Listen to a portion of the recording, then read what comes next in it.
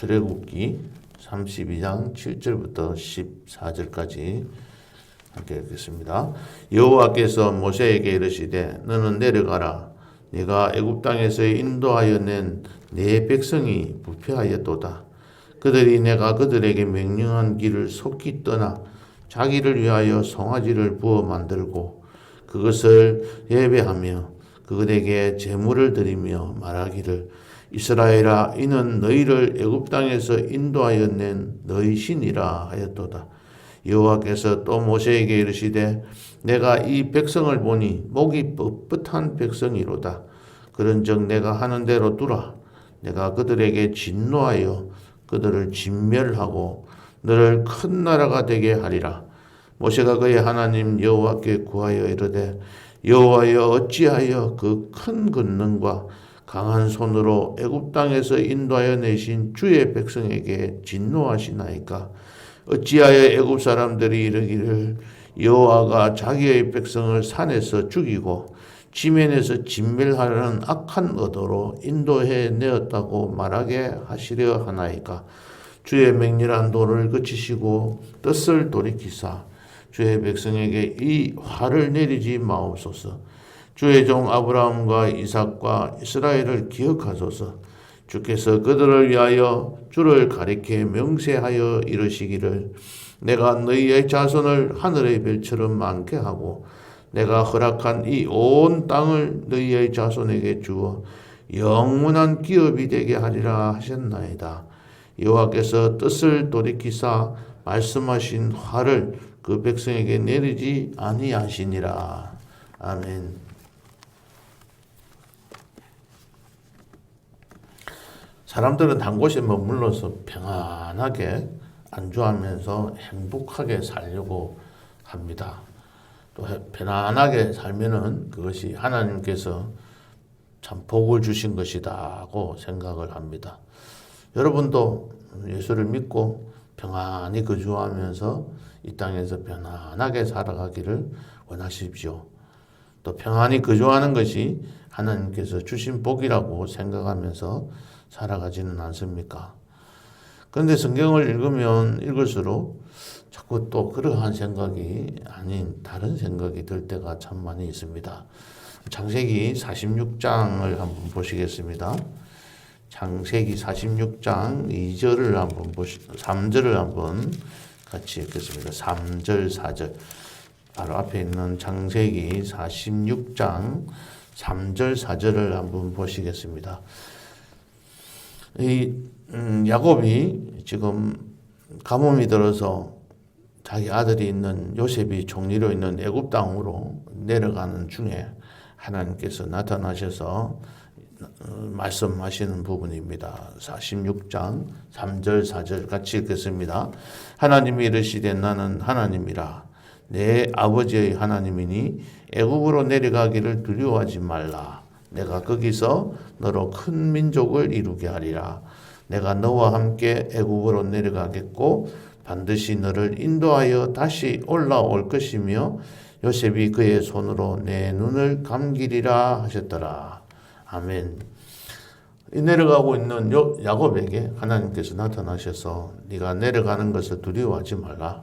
그곳에 가면 큰 민족을 이루고 네가 반드시 다시 너를 인도하여서 올라올 것이다.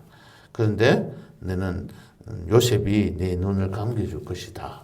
그렇게 지금 말씀하시면서 이집트로 내려가고 있는 야곱의 일행들을 하나님께서 위로해 주시기도 하고 또 사명을 주십니다. 너는 반드시 다시 가나안 땅으로 돌아와야 된다고 말씀을 하십니다. 이들은 그곳에 가서 약 430년 동안 지내게 됩니다. 그곳에 지낼 때에 그들은 고센 땅에 아주 좋은 땅입니다. 이집트 강의 그 나일 강의 하류 지방, 그러니까 어떤 낙동강도 하류 지방인 기메평야 이런 곳이 바로 고센 땅입니다. 아주 비옥한 땅에서 목축업을 하면서 그들은 번성하고 자손들도 번성하고 행복하게 살고 있었습니다. 그들이 돌아가야 될 가나안 땅을 그들은 잊어버리고 점점 그들의 기억 속에서 사라져가고 있었습니다. 하나님께서는 그들이 그곳에서 편안하게 행복하게 살아가는 것을 원하지 않으셨습니다. 그래서 하나님께서는 그들에게 노역을 시켜서 힘들게 만들었습니다. 우리가 보고 있는 출애굽기 2장 23절에 보면은 그들은 고된 노동으로 말미암아 하나님 앞에 탄식하면서 부르짖게 되었고 그 부르짖는 소리가 하나님 앞에 상달되어졌습니다. 그래서 하나님께서는 아브라함과 이삭과 야곱에게 세운 그의 언약을 기억하셨고 그래서 그들을 하나님께서 다시 모세를 통해 인도함을 받아서 지금 가나안 땅으로 출애굽을 시킨 것입니다.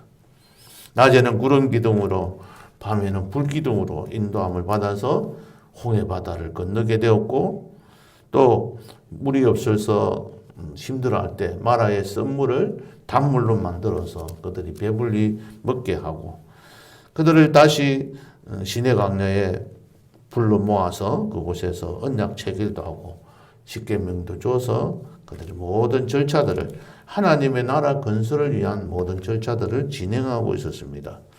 오늘 이 본문의 말씀 보면은 모세가 시내산에 그곳에 있으면서 8번 올라갔다고 합니다. 그 중에서 오늘 6번째 올라갔다는 장면입니다. 시내산 언약도 체결하고 이제 그들이 지켜야 할 십계명도 수여했던 그 모세가 시내산에 올라가고 난 다음에 40일이 지나도 내려오지를 않는 겁니다. 우리도 가만히 한번 생각해 보면 40일 동안 지냈다. 그러면은 2달 가까이, 1달 지나면서 내려오질 않으니까 그들이 여러 가지로 어려운 점들이 많았습니다.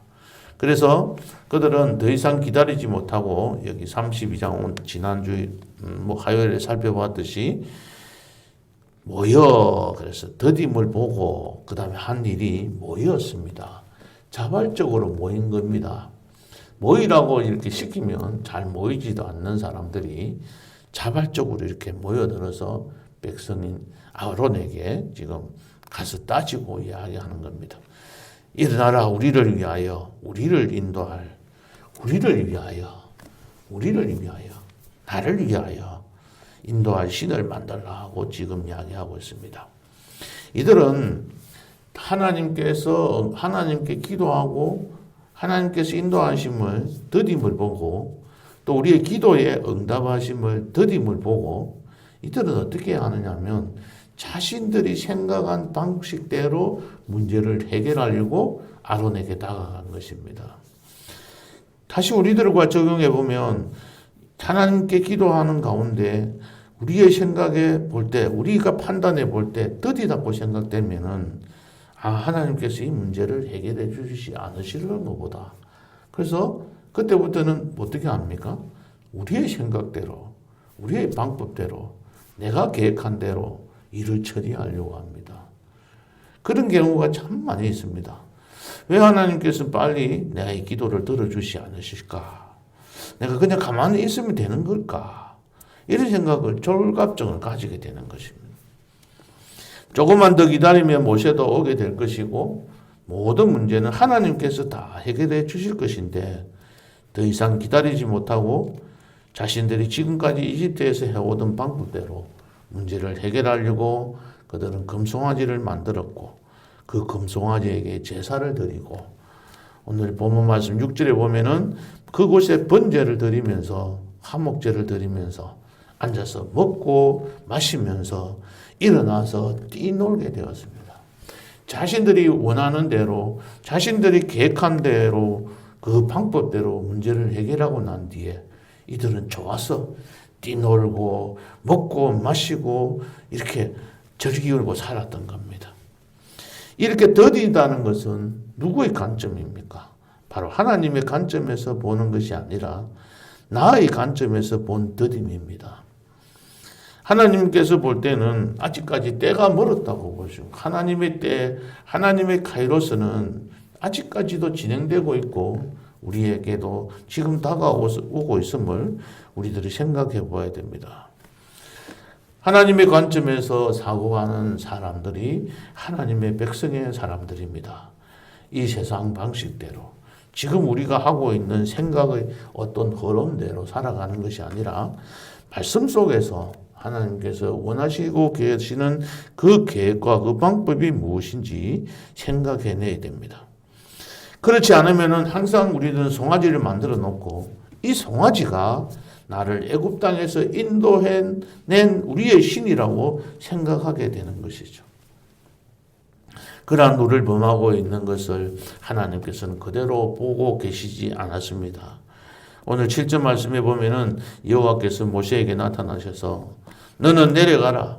내가 애굽 땅에서 인도하여낸 내 백성이 부패하였도다. 여기서 하나님은 이스라엘 백성들 내 백성 나의 소유라고 하셨는데 이 자리에서는 뭐라고 말씀하십니까? 내 백성이라고. 모세 네 백성이라고 이야기합니다. 하나님의 백성에서 이제 버림을 받은 너의 백성이 부패하였다고 이야기합니다. 그들이 내가 그들에게 명령한 길을 속히 떠나서 창세기 우리 출애굽기 10장에서 말씀하고 있는 여러 가지 명령들 10계명을 듣지 않고 그것을 속히 떠나 자기를 위하여 송아지를 부어 만들고 그 정도만 끝난 게 아니고 그것을 예배하고 또 그것에게 제물을 드리고 그러면서도 또 말하기를 이스라엘아 이는 너희를 애굽 땅에서 인도하여낸 너희 신이라 하였도다. 그래서 하나님께서는 계속해서 말합니다. 이 백성을 보니 목이 뻣뻣한 백성이로다. 그런즉 내가 하는 대로 그냥 가만히 두라. 내가 그들에게 진노하여 그들을 진멸한다는 말은 하나도 남김없이 죽이겠다는 겁니다. 다 죽이고 너를 큰 나라가 되게 하리라고 하나님께서 말씀하셨습니다. 이처럼 하나님은 자신의 생각대로 자신의 계획대로 자신이 지금까지 살아왔던 지식과 그 경험대로 행하고 있는 이스라엘 백성들을 향해서 뭐라고 말씀하고 있습니까? 부패했다고 이야기합니다. 그들이 나의 길을 떠났다고 말을 하고 있습니다. 그들이 하나님 앞에 예배드려야 하는데 세상의 것들을 예배하고 그것을 따르며 그들에게 제물을 드린다는 겁니다. 나에게 도움을 줄 수 있는 사람들에게 선물이라고 생각하면서 드리기도 하고 또는 어떤 사람들은 뇌물을 바치기도 하고 그러면서 하나님 앞에 나와 제물을 드리고 예배를 드리는 것은 소홀히 하기도 한다는 겁니다. 또 9절에 보면은 목이 뻣뻣한 백성이라고 했습니다. 여기서 뻣뻣하다는 것은 히브리어를 보면 멍에를 지우는 데 대한 항소의 그 반항적인 태도를 말할 때 이 뻣뻣하다는 용어를 쓴다고 합니다. 항소에게 멍에를 지우려고 하는데 이 항소가 멍에를 쓰지 않으려고 버티고 있는 그러한 모습들을 뻣뻣하다. 이스라엘 백성들은 하나님의 말씀에 멍에를 쓰지 않고 자신들의 생각대로 살아가려고 하는 그 모습들을 보고 하나님께서는 그들을 뻣뻣하다고 했던 겁니다. 왜냐하면 그들은 자기를 위하여 송아지를 만들고 그것에 예배하고 제물을 드리면서 그것이 자기들을 인도하여 낸 신이라고 믿었고 그들을 그렇게 시인했기 때문입니다. 하나님께서는 그들을 진멸하려고 할 때에 모세를 통해서 너를 큰 민족으로 만들겠다고 하셨지만은 이 모세는 여호와께 중보기도를 했습니다. 오늘 14절에 보면 여호와께서 뜻을 돌이키사 말씀하신 화를 그 백성에게 내리지 아니하셨다고 했습니다. 하나님께 어떻게 모세는 기도를 했길래 하나님의 뜻을 돌이키게 하셨을까? 우리들도 이러한 기도를 하나님 앞에 드려서 하나님께서 뜻하시는 어떤 것을 돌이켜서 다시 한 번 더 우리에게 벌을 주시는 것보다 하나님의 그 사랑에 기초를 해서 근거해서 하나님 앞에 기도드리는 그러한 모세의 기도가 되어야 함을 우리가 생각해 볼 수 있습니다. 첫 번째로 우리가 생각할 수 있는 것은 11절과 12절의 내용입니다. 오늘 11절부터 13절까지의 내용이 모세가 하나님 앞에 기도를 한 겁니다. 여호와의 뜻을 돌이키게 만든 기도의 내용이 11절부터 13절까지 있는데 크게 두 가지로 볼 수가 있습니다. 11절부터 12절에 있는 말씀은 하나님의 성품에 근거를 둔 기도입니다. 또는 하나님의 영광에 관련된 기도입니다. 하나님께서 이 백성들을 죽이면은 애굽 사람들이 뭐라고 이야기하겠느냐는 겁니다. 하나님께서 나를 예수 믿는 사람들을 성도들을 힘들게 하시면 예수 믿지 아니하는 사람들이 예수 믿는 사람들을 어떻게 평가하시겠느냐는 겁니다. 집안에서 다 예수를 믿지 아니하는 가족들인데 혼자서 예수를 믿고 있으면 그 사람이 잘 되게 해줘야 되는데 사람이 잘 되지 아니하면 주변에 있는 나의 가족 친척들이 나를 보고 뭐라고 말씀하시겠습니까? 하고 하나님 앞에 기도하는 겁니다. 그들이 여호와께서 그 강한 손으로 이끌어낸 그 백성들이 자기가 이끌어낼 힘이 없으니까 자기 백성을 산에서 죽이고 지면에서 진멸시키려고 그런 악한 의도를 가지고 인도해냈다고 말하지 않겠습니까?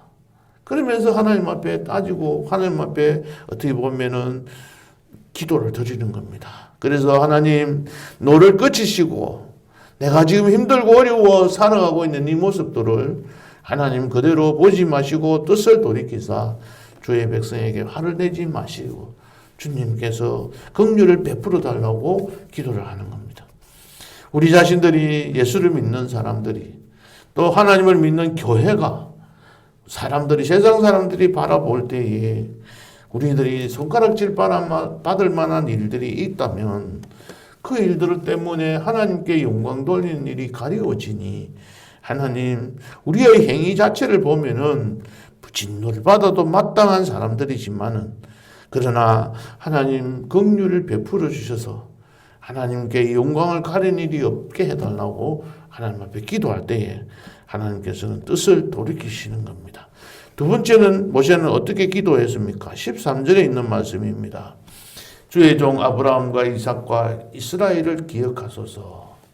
하나님 아브라함과 이삭과 이스라엘에게 약속하신 그 언약을 한번 기억해 보십시오. 하나님께서는 그들에게 뭐라고 했습니까? 내가 너희의 자손을 하늘의 별처럼 많게 해주겠다고 안 했습니까? 또 이들을 허락한 이 온 땅을 가나안 땅을 너희의 자손에게 주어서 영원한 기업이 되게 하겠다고 하나님 약속하지 않으셨습니까? 하고 하나님 앞에서 하나님이 우리에게 언약을 하신 것을 기억하면서 그에 근거를 두고 하나님 앞에 기도를 한 겁니다. 하나님께서 성경 말씀에 어떤 구절에 하나님께서 이렇게 말씀하지 않으셨습니까? 모세와 함께 하셨던 하나님께서 여호수아와 함께 하시고 여호수아와 함께 하셨던 하나님이 지금 나와도 함께 계시겠다고 약속하신 하나님이 아니십니까? 내가 지금 가고 있는 이 길이 힘들고 어려운데 하나님이 함께 해주시면은 이 모든 문제를 다 해결해 주실 것입니다. 그렇게 믿고 하나님 앞에 간구할 때에 하나님께서는 뜻을 돌이키사 그들에게 내리고자 하는 그 화를 내리지 않게 되는 것입니다. 우리가 힘들고 어려울 때마다 하나님께서 약속하신 그 말씀들을 기억하시면서 두려워 말라, 놀라지 말라, 내가 너와 함께 함이니라고 하신 하나님께서 나와 지금 현재 함께 계시니 나에게 닥치는 어려움이나 문제가 생기더라도 하나님께서 다 해결해 주실 줄 믿습니다.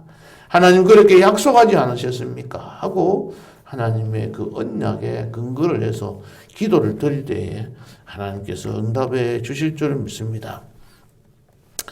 말씀을 맺겠습니다. 우리 자신에게 닥치는 어려움이나 문제가 있을 때 하나님께서는 그 일들을 통해서 하나님이 이루시고자 하시는 뜻이 있음을 우리가 한번 생각해야 합니다. 내가 가야 할 가나안 땅은 있지 않는지, 그곳에 가지 않고 애굽 땅에서 지금 편안하게 머물고 거주하고 있지는 않은지, 우리 자신들에게 지금 나에게 이러한 복들을 허락해 주셨는데 이 복을 주신 것은 하나님께서 분명히 이루시고자 하시는 뜻이 있을 것인데 그 일을 이루시고 있지는 않는지 우리 자신들도 한번 되돌아 봅시다.